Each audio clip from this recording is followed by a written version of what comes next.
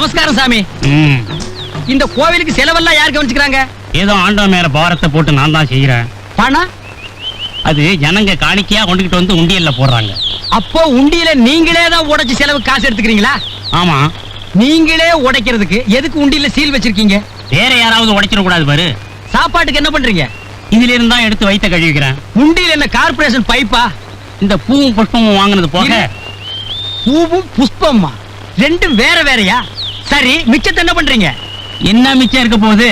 ஏதோ இருக்கிற மிச்சத்தை வச்சு அசோக் நகர்ல ஒரு வீடு வாங்கியிருக்கேன்.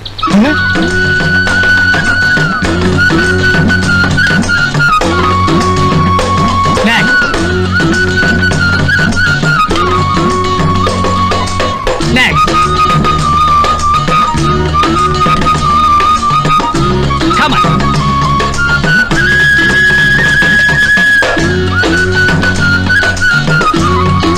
You move.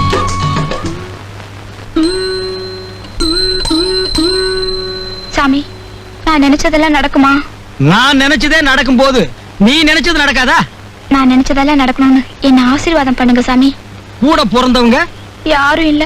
பரவாயில்ல. கொப்ப இந்த நாட்டை உணர்ந்தவன் அளவோட பெற்றிருக்கான். இன்னும் இருக்கானா? இருக்காரு சாமி. நான் தான் அவருக்கு பாரமா இருந்துகிட்டு இருக்கேன். கவலைப்படாத, கொப்பாவோட பாரம் கூடிய சீக்கிரம் குறையும்.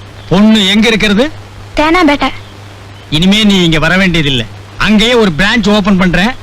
நீ அங்கேயே சாமி கும்பிட்டுக்க. சரி, நான் வரேன் சாமி.